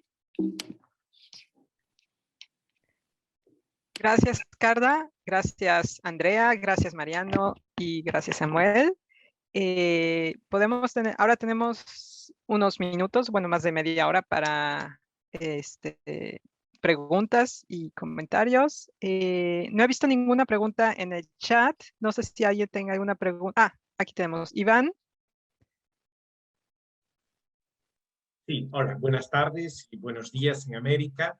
Quería hacer una pregunta a Samuel Fernández sobre la película La Alameda 2018, que yo todavía no he podido ver, pero sí que trata temas que me interesan y que trabajo. Y específicamente por la exposición que hizo Samuel, el dispositivo y el discurso de Rocío Huerta recuerda mucho a dos precedentes en la propia península ibérica, 20 años anteriores, que son las películas En construcción de José Luis Guerín y Tenens de Joaquín Jordá, que son dos películas que también analizaban la transformación de un espacio urbano degradado en las décadas anteriores y resignificado dentro del concepto de la ciudad turística, como era Barcelona, el barrio del Raval barcelonés, que también tiene, de hecho, un espacio geográfico muy parecido al de la Alameda de Hércules, que es la Rambla del Raval, ¿no? Que también ha sido pues, una transformación urbana del tipo de vínculos sociales y relaciones sociales y actividades que se desarrollaban en ese espacio. Entonces, como no conozco la película de Rocío Huertas, quería que Samuel nos explicase un poco más dos cosas. Si la película, bueno, que frente a estos precedentes del cine catalán, muestra una estrategia mucho más multimedia, más cercana al cine expandido, no es tanto un proyecto pensado para un largometraje, sino más bien como varios avatares audiovisuales que entre ellos incluye el largometraje. Entonces quería saber si en el discurso de la película o del proyecto hay una tentativa de cartografiar o explicar estos vínculos sociales, esta transformación de los vínculos sociales, porque bueno, más que la desaparición de las personas o de las edificaciones, es la desaparición de aquello que nos une, que nos justifica estar en un lugar en un momento determinado para hacer determinadas cosas. Y estaba pensando en eso, una relación que se puede establecer con otra película que he trabajado, que es Of Time and the City de Terence Davis, donde a través de imágenes de archivo sí había mucha explicación poética hacia las dinámicas sociales y económicas que hacían que, bueno, ese Liverpool de los años 50 de la infancia del cineasta desapareciese, porque lo que había desaparecido eran las actividades económicas y el tipo de cohesión social que había en aquella época, ¿no? Entonces, no sé si la película de Rocío Huertas también va por ahí, de hablar de una forma un poco más macroeconómica de las transformaciones de Sevilla. Y después, como no he podido ver aún la película, quería saber, más allá del Festival Alcances de Cádiz o el Festival de Huelva, pues cuál es la circulación de la película para poder encontrarla cuando sea posible. Bueno, muchas gracias, Iván, por tus preguntas. Expreso mi admiración por tu obra. Me ha sido muy útil para trabajar estos temas en los últimos años, de esta mezcla entre estudios fílmicos y estudios urbanos, y bueno, he bebido mucho de tus textos, debo confesarlo. Respondiendo a las dos preguntas que planteas, respecto a la circulación de la película, acaba de ser premiada hace muy poquito en el Festival de Cine de Estambul. Solo se ha visto en España en Alcances y en el Festival de Cine Europeo de Sevilla, también durante unos días en Filming, y la distribución, digamos, que está en proceso. En función de la aceptación que vaya teniendo, podrá tener mayor o menor circulación. Pero bueno, como nota al pie, si me das tu correo electrónico, te paso el enlace de YouTube, que estoy autorizado para hacerlo, así que fantástico por ese lado. Y la otra pregunta, sí, hay una... creo que lo importante a la hora de abordar cómo Rocío Huertas se aproxima a este espacio, a esa memoria, tiene que ver con algunas confesiones que ella hizo durante el proceso de presentación de la actividad de cine expandido en el año 2019. Ella decía que su película era una intervención, una contribución a un debate sobre el estado de una comunidad en un espacio concreto, en un lugar concreto, y que lo hacía con un sentimiento también de culpa, porque ella pertenece, y es también mi caso, a la generación que durante los 90 vivió unos primeros procesos de gentrificación de la zona, que disfrutamos de ese espacio de una manera muy distinta a los habitantes de esa misma zona, el barrio de Alameda, en los 20 años precedentes. Hay un sentimiento de culpa, una necesidad de relatar la historia de esa comunidad porque sientes que de alguna manera has participado en su disolución. Eres parte del proceso que ha acabado con los modos de vida tradicionales, por decirlo de alguna manera. Y esto, bueno, es discutible y es muy complejo en el caso de la Alameda de Hércules. Y segundo, ya decía que la película y todo el proyecto es una especie de proyecto ritual a la manera de los entierros en Nueva Orleans, ¿no? Es decir, algo que muere pero que celebras, ¿no? Es decir, la muerte de un lugar la celebras porque la has vivido, porque tuviste la suerte de participarla, ¿no?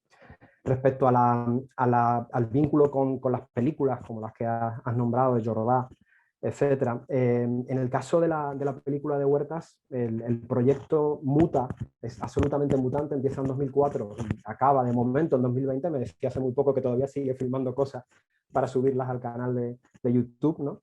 Y en esas transformaciones se van registrando pues, las propias inquietudes y las variaciones de la historia del lugar. Es una película que, como dice Rocío Huerta, está hecha entre dos crisis, ¿no? Dos crisis gigantescas. Una es la crisis del 2008, de las hipotecas subprime, etcétera, etcétera, la gran recesión, y la otra es la llegada de la irrupción de la pandemia. Es decir, lo que cuenta es el mecanismo de precarización de los sujetos sociales, de las personas, de los habitantes de esa zona, y por eso le va dando voz a muchos distintos colectivos, ¿no? Están gente que ocupó un espacio de la Alameda, gente que ocupó la Corrala de la Ilusión, está la referencia a la prostitución, está la referencia a la cultura underground.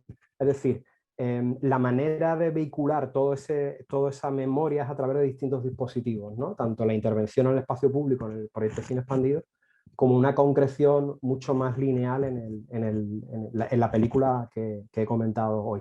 Pero bueno, es un proceso abierto, absolutamente punk, como he dicho antes, y que continúa en el tiempo, ¿no? Desde una precariedad que hay que reseñar, ¿no? Y que no puede pasarse por alto. Gracias, Iván, y gracias, Samuel. Vi que la siguiente mano era de Patricia. Hola, sí, buenos días. Bueno, tengo no sé si es una pregunta, pero un comentario acerca de la película de Paz para Carla. Bueno, primero pido disculpas por mi malo español, casi un portuñol, porque, bueno, hablo portugués. Entonces, Carla, a mí me gusta mucho este esta película porque la estudié en mi maestría, entonces que justo esta semana estábamos hablando de ejercicios de memoria. Y bueno, no sé, una cosa que a mí me toca mucho es cuando Paz hace esa secuencia, el montaje de fotos de familia con las fotos de espionaje y las identificaciones, y las fotos de la Operación Condor y todo eso. Y cuando hay una secuencia de fotos que Goiburu, no sé, a mí me parece que es Goiburu, está en una piscina, y la última foto es la familia que mira la piscina vacía, que a mí me remete a Río Paraguay, Río Paraná, con los muertos, los cuerpos que la Operación Condor,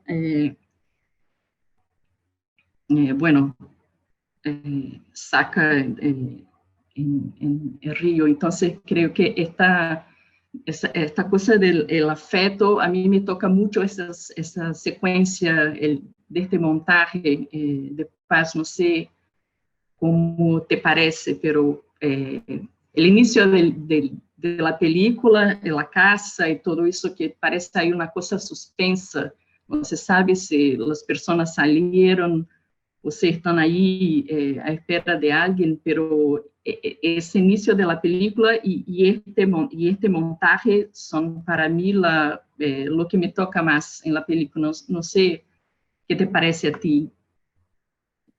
Sí, totalmente. Yo creo que sí, es un momento muy fuerte porque son como los momentos donde remite más a la ausencia, ¿no?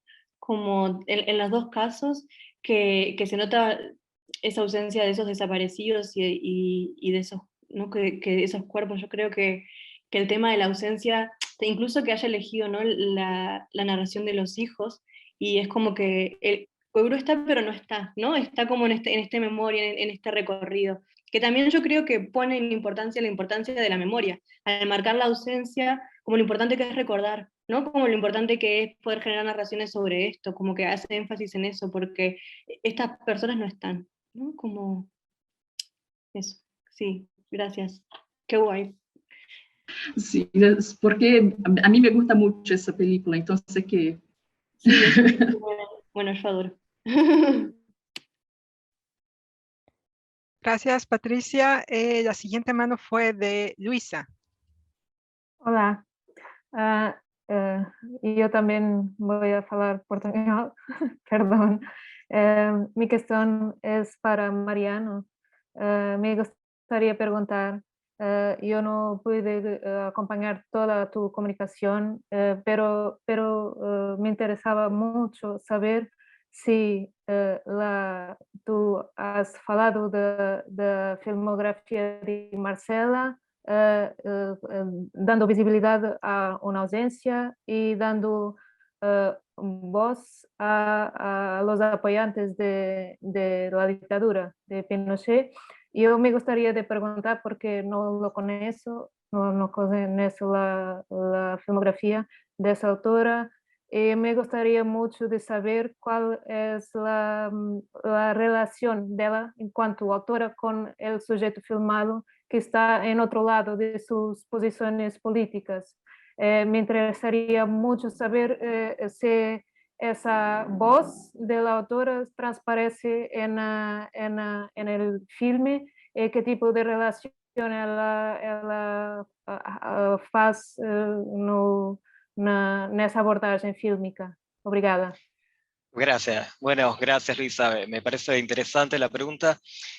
Marcela Said forma parte de una familia de la clase media alta chilena, una familia muy acomodada, y ella plantea que parte del estímulo con el que ella trabaja es que una parte importante de su familia es pinochetista, ¿no? Que ella forma parte de una familia que no es estrictamente una gran defensora del régimen, pero que también por su propia pertenencia de clase apoyó o fue más o menos cómplice con la dictadura pinochetista, que se fue parte del estímulo. No es, al contrario, justamente para mí la pregunta, Luisa, de las películas de Marcela Said, de los documentales y de las películas de ficciones, cómo se construye un punto de vista, cómo narras un punto de vista con el que no coincidís, ¿no? Que me parece que es de una originalidad enorme, porque creo que el cine, por lo menos el cine latinoamericano de los periodos transicionales piensa siempre el testimonio de las víctimas, cómo visibilizar el sufrimiento de quienes tuvieron algún tipo de persecución, y creo que Marcela Said piensa que hay algo que no se está diciendo y que hay un rol que el cine no está cumpliendo, que es pensar cómo hacer visible, cómo hacer audible esa otra memoria, que es una memoria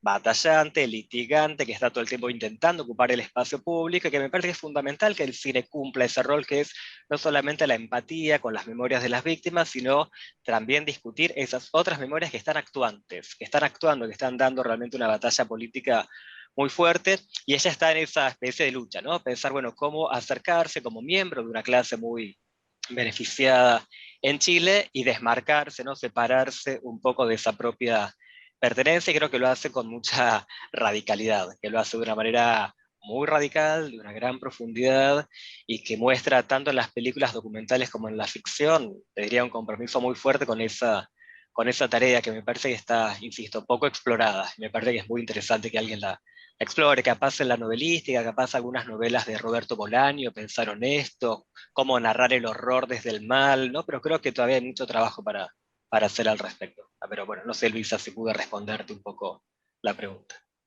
Sí, pero la relación en el filme, en la película, de la realizadora con los objetos Sí. filmados. Bueno, ahí también me parece que hay, mira, de hecho parte del conflicto es cuando ella filma un documental que se llama El Mocito.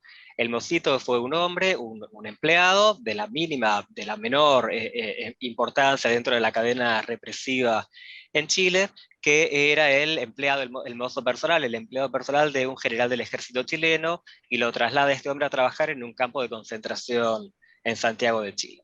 Ella, para conseguir el testimonio del superior de este hombre, se entera que el superior de este mocito estaba dando clases de equitación.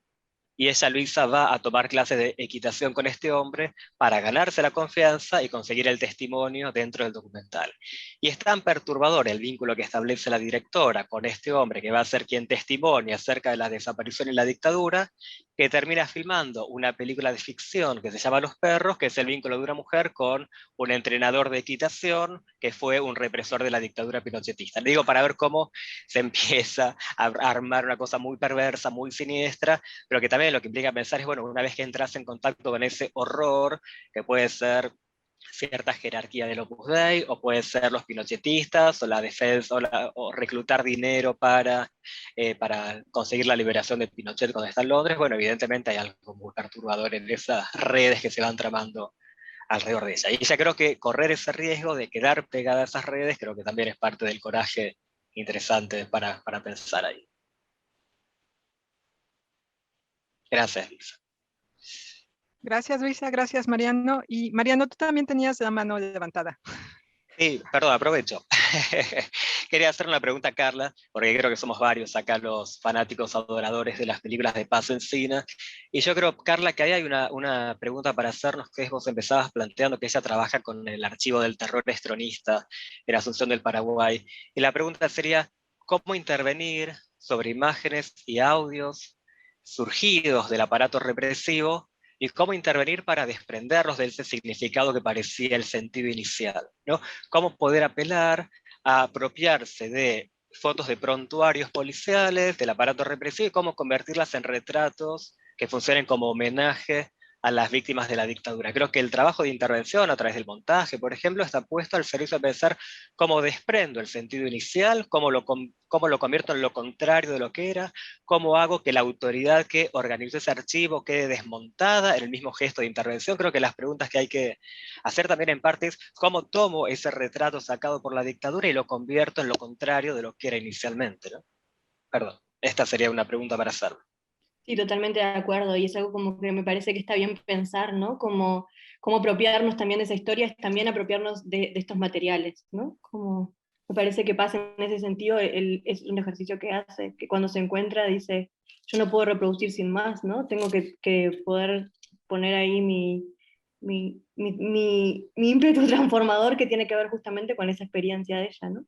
Con llenarlo, como hacerle su propia lectura y permitir también otras lecturas de ese mismo archivo, me parece. Pero sí es una pregunta para dejar abierta, y que creo que miraremos muchas veces las películas y dependerá también de nuestra propia experiencia cómo podremos ir entendiéndola también, ¿no?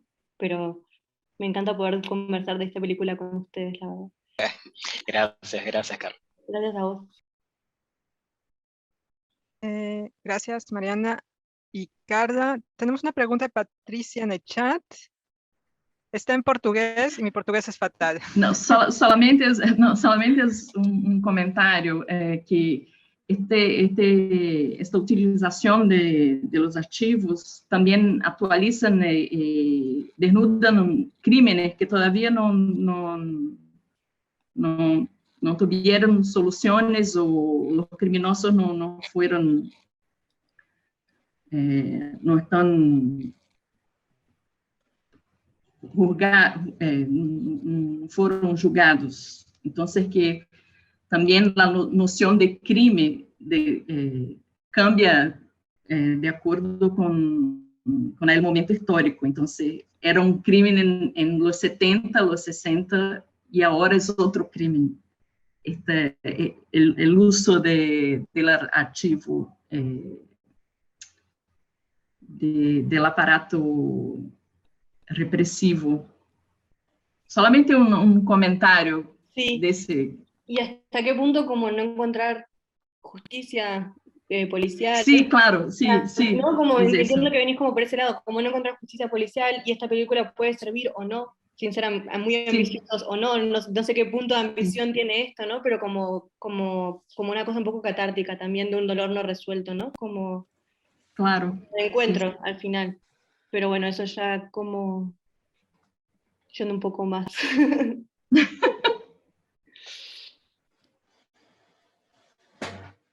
Gracias, Patricia. Nos quedan 15 minutos y creo que los ponentes se limitaron en el tiempo en el que estaban dando sus papers. No sé si quieran comentar algo más. No veo por el momento preguntas. Perdón, yo quisiera, Andrea, aprovecho, si hay un minutito para hacer una pregunta, claro. Sobre todo en la ponencia de Andrea, que yo no vi en la película, Andrea, que mencionabas, me parece recontra interesante para ver si es posible rastrearla. Me preguntaba si un denominador común de algunas de las ponencias que estuvimos presentando, a ver si lo podemos pensar así, es como un poco de optimismo, y capaz un poco de presión sobre el cine, que es todo lo que se supone que las películas deberían hacer en torno a la memoria. Deberían permitir resolver la memoria traumática, deberían permitir operar actos de justicia, deberían permitir someter a la opinión pública a discursividades complicadas en torno a la memoria dictatorial. Por un lado digo, bueno, no le estaremos pidiendo mucho, no le estaremos pidiendo que el cine cumpla demasiados roles en relación con la memoria, y en relación con la película que vos mencionabas, ¿cómo aparece esta cuestión, no tan fuerte, pensaba en los últimos años, de en las películas como lugar de reparación o el lugar de operación memorística o de formas de afrontar el trauma histórico? ¿No? ¿Cómo aparece esto? Me quedaba pensando cómo aparece en esta mezcla de ficción documental, de road movie, de géneros mezclados en la película. ¿Cómo aparece esto en relación con las víctimas del atentado? Andrea, aparece muy fuertemente esto también desde la cuestión subjetiva, desde su propia historia. Sí, muchas gracias. Porque justo acabáis de mencionar ahora el tema de la justicia policial y de los dolores no resueltos. Y al final, aquí el tema de la subjetividad en la película no es tanto la subjetividad del director, aunque también le toca de cerca porque es de este lugar donde sucedió esto, pero con los propios involucrados y bueno, desde este ejercicio tan extraño que es, que les costó mucho, no fue fácil tampoco acceder en un principio, también decían, esto nos va a exponer un montón, nos va a hacer, a lo mejor esta persona que está suelta ahora mismo vuelve otra vez a venir a por nosotros por haber hecho esta película. Y bueno, fue un proceso largo que duró 5 años hasta que al final dicen, bueno, ¿por qué no? Nos va a servir. Ellos reniegan bastante de la palabra terapia, pero bueno, sí realmente un poco para ponerse en otro lugar, a lo mejor un poquito más como una fantasía, ¿no? Me gustaría encontrarme con él, ¿qué le diría a todas las preguntas que surgen en ese viaje? ellos dicen que ellos no son unos vengadores, no harían tal cosa en la vida real, pero esto sí sirve pues eso, para crear una conciencia y realmente para tratar de que no suceda. En la película también salen ellos, en la vida real se dedican a dar charlas por colegios e institutos un poco para preguntarle a los chavales si ellos se sienten seguros y ven que eso no sirve para nada. Entonces en esta película pues sí que es un arma, no sé si de visibilización, pero para ellos ha sido un arma también. Gracias. Buenísimo, Andrea, gracias. Gracias a vosotros, un placer. Gracias, Andrea y Mariano. Tenemos otra pregunta de Samuel. Más que una pregunta, quería retomar un poco el argumento tanto de Mariano como de Andrea. Creo que algo en común entre todos los filmes que estamos comentando, aunque no los he visto todos, es su vinculación con cierta narrativa terapéutica.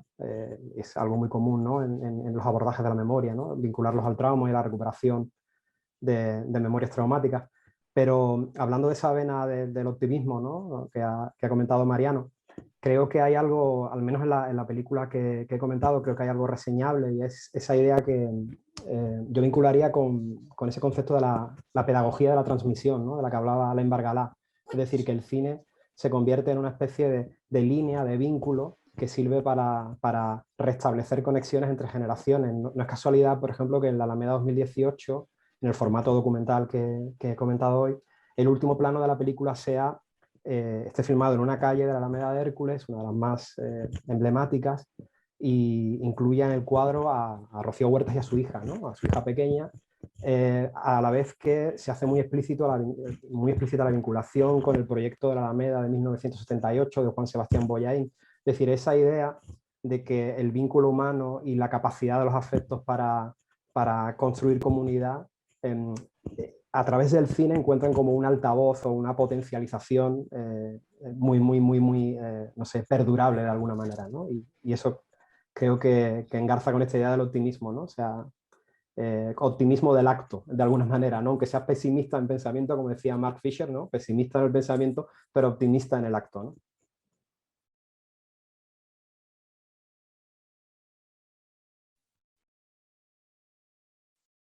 Gracias, Samuel. No sé si alguno de los otros ponentes quiera reflexionar sobre lo que acaba de decir Samuel.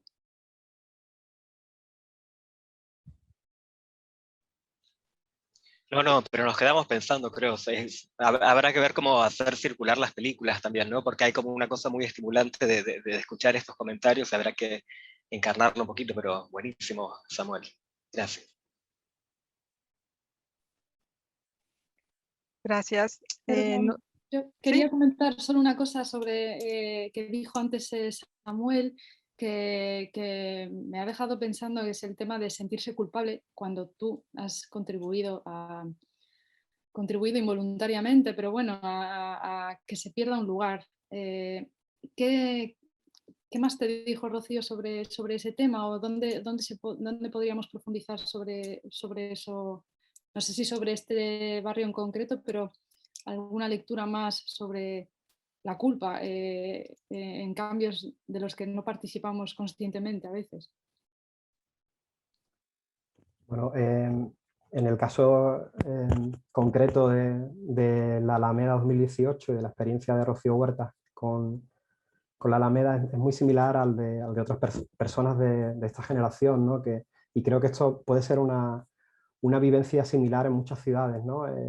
Ese ámbito universitario, artístico, gente que está introduciéndose en la cultura underground en torno a los 20 años y de repente empieza a frecuentar lugares que están viviendo procesos de transformación radical, ¿no? Donde poblaciones marginalizadas están siendo absolutamente invisibilizadas, ¿no? Y esta es la experiencia de mucha gente en el contexto de mi ciudad, de esta ciudad, en Sevilla, ¿no? O sea, yo comparto con Rocío ese tipo de experiencia, que además tiene un correlato que es muy perverso, creo, que es un poco como frecuentar espacios dentro de unos ámbitos artísticos, de ilusión, de generacional, etcétera, también nos desvincula de la conciencia de clase, ¿no? Y esto es algo que también fue una bofetada de realidad a partir del año 2008, ¿no? Es una lectura un poco tangencial, pero recomiendo leer a Germán Labrador, que ha reflexionado mucho sobre las tecnologías de transmisión de este tipo de relatos de la precarización, ¿no? Entonces ahí entra tanto la precarización relacionada con el género, con la clase social, etc. Y él reflexiona un poco sobre esto, ¿no? Sobre la experiencia de verse inmerso en una especie de experiencia para la que no estás preparado, pero que tiene una enorme fuerza para construir un relato colectivo, ¿no? A partir de la precariedad. Y bueno, se me viene a la cabeza Germán Labrador, que habla sobre las tecnologías políticas, ¿no? De estas microhistorias, los microtestimonios como tecnologías políticas después de la gran recesión. Muchas gracias.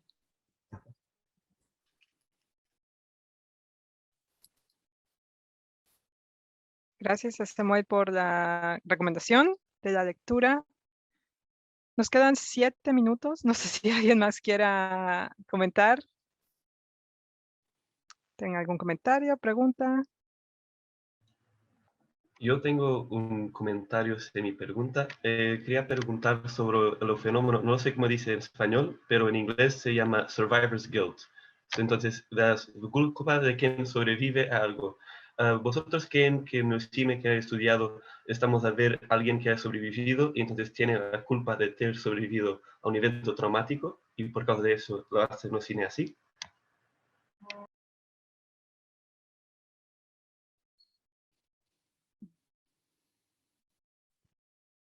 La pregunta es si las películas si en las películas que hemos visto ahorita en las ponencias tratan con el survival guilt. ¿Sí? En Implosión sí que hay un momento, un diálogo en el que los dos chicos, uno le pregunta al otro si se siente culpable y dice, no, ¿culpable de qué? ¿Cómo me voy a sentir yo culpable? Solo faltaría, ¿no? Pero sí que es algo sí que es un sentimiento que puede surgir culpable, no sé, de guardar cierto rencor a lo mejor. Luego en entrevistas ellos han dicho bueno, que si... ¿Qué le dirían a esta persona si ve la película? Tal, y dicen que le dirían que le perdonan no haber sido capaz de relacionarse con la humanidad de otra manera. O sea que en realidad pues ellos pese a todo tienen mucho amor, o al menos no el odio que han vivido en este lugar. En el caso de la película de Paz, sí que hay un momento donde se habla un poco de las culpas porque la estructura como de vigilancia de la dictadura paraguaya incluía muchas veces como estas delaciones, ¿no? Como estos espionajes entre pares también, que en realidad es una dictadura de muchísimos años y estaba estructurada de esa manera, o sea, no tenían tampoco, o sea, muchos sí tenían opción, pero otros no, entonces sí que ella habla, sobre todo hay como una parte donde ella me contaba en la entrevista, cómo le parecía que el no hablar sobre la dictadura tenía que ver con ese sentimiento de culpa generalizado que había, de no saber hasta qué punto era responsabilidad mía o no, ¿no? Como de este régimen de tantos años tan institucionalizado. Entonces este encuentro de incluir también en la película estas relaciones tiene como como podría leerse también como un poco con ese rol de suprimir y de incorporar también,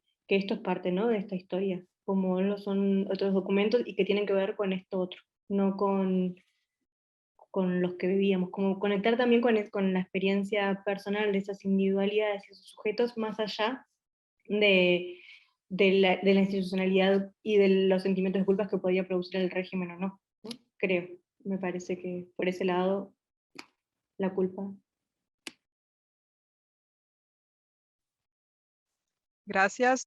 Yo no quería meterme mucho porque no, lo mío no es cine y no quería quitarle tiempo a otras personas, pero me pareció muy interesante ver cómo en varias de las ponencias se habla acerca del enfoque afectivo, bueno, en específico en el archivo de terror, porque como historiadora yo lidio con archivos que pueden ser fríos porque hablan de ciertas estructuras, pero también estamos hablando mucho entre historiadores en cómo en este torno, en esta vuelta afectiva del archivo, ¿no? De lo que, a pesar de esas estructuras de poder, lo que se puede leer entre líneas, y cómo traer esos testimonios a vida. Claro que para nosotros es es más difícil porque las personas llevan 200, 300 años muertas, entonces no podemos grabarlos, no podemos visitarlos, entonces nada más es imaginar un poco cómo fueron esas vidas, pero me pareció muy interesante saber que también en el cine se está abordando este enfoque de cómo tratar el archivo y evidentemente cuestionar,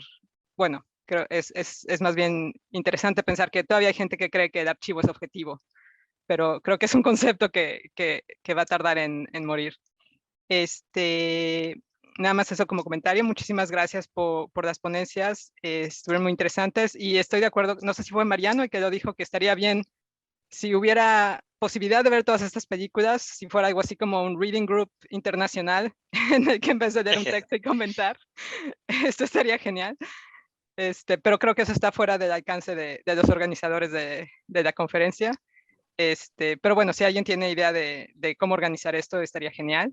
Os voy a decir lo siguiente, que Andrea, Samuel, Mariano y Carla, si me quieren enviar vuestras presentaciones, después lo puedo hacer una lista con los cines y lo puedo hacer un mailing list para que todos puedan verlos, pero menos los títulos. Dale, claro. Genial, me encantaría. Sí, claro, gracias. De nada. Quiero ver todas las películas ahora.